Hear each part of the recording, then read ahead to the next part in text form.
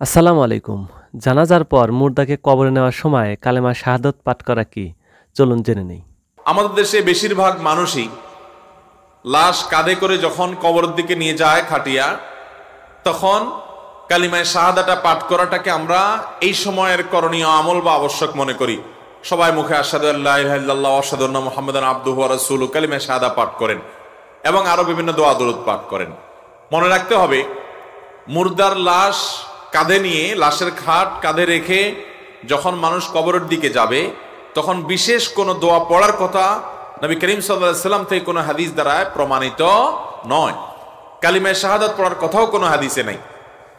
যদি কেউ পড়েন একান্ত এই জায়গা থেকে যে তিনি এই লাশটা নিয়ে যাচ্ছে কবরের দিকে, আল্লাহর কথা তার স্মরণ হয়েছে, তিনি তার ঈমানকে নবায়ন করার জন্য কালিমায়ে শাহাদা পাঠ করেছেন, এটা তো বিচ্ছিন্ন ব্যাপার, তার ব্যাপার। অন্য সময় কালিমায়ে শাহাদা পাঠ করা যায়, সেই হিসাবে পড়লেন। কিন্তু এই লাশ যখন লাশের খাটিয়া যখন বহন করা হয়, তখন কালিমায়ে শাহাদা পাঠ করতে হয়, এই বিশ্বাস রেখে তিনি এটা করবেন না। কারণ এরকমটি হাদিসে আসে নাই। যেটা হাদিসে নির্দেশ দেওয়া হয় না, ওইটাকে হাদিসের নির্দেশ মনে করলে, ইসলামের নির্দেশ মনে করলে সেটা বেদাতে পর্যবসিত হতে পারে। সেজন্য লাশের খাটিয়া কাঁধায় রেখে কোনো বিশেষ দোয়া বা কালিমায়ে শাহাদা পাঠ করার নির্দেশ নাই।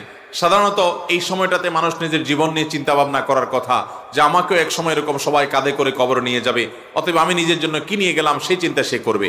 আল্লাহ আমাদের সবাইকে সে তৌফিক দান করুন।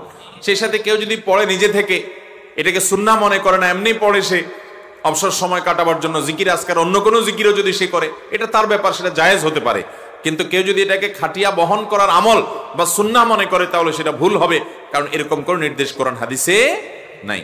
ঠিক একইভাবে আমাদের দেশে আরেকটা সংস্কৃতি আছে, সেটা হলো লাশের খাটিয়া যারা কাঁধে করে কবরে নিয়ে যায়, তারা 40 কদম পরপর খাটিয়ার কাঁধ চেঞ্জ করে। আছে না নাই? তো এরকম কাঁধ চেঞ্জ করার কোনো দরকার না। আপনার কাঁধে যদি ব্যথা হয়, তাহলে 40 কদম কেন, 10 কদম করো, আপনি পাল্টান, 5 কদম করো, পাল্টান, সেটা আপনার ব্যাপার। কিন্তু শরীয়ত আপনাকে এরকম কোনো নির্দেশ দেয় নেই যে পাল্টায় পাল্টায় সবাই নিতে হবে। বরং যে 4 জন নিয়েছে, ওই 4 জন ওই একই কাঁধে করেই কবর পর্যন্ত নিয়ে যেতে পারে, কোনো অসুবিধা নাই।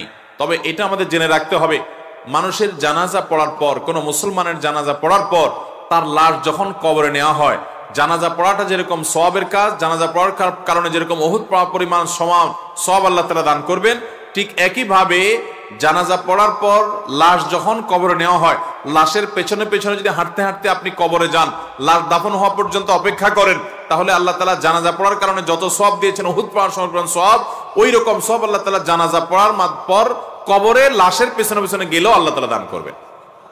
কথা কি বুঝাতে পারছি? এজন্য লাশের পেছনে পেছনে আমরা হাঁটবো তো ইনশাআল্লাহ। আমরা একদিন সবাই মরে যাব, তাই কেউ বিভ্রান্তি না হয়ে সঠিকভাবে জেনে এবং বুঝে আমল করার তৌফিক দান করুন। যদি ভিডিওটা ভালো লাগে অবশ্যই পাশে থাকার চেষ্টা করবেন। ধন্যবাদ সবাইকে।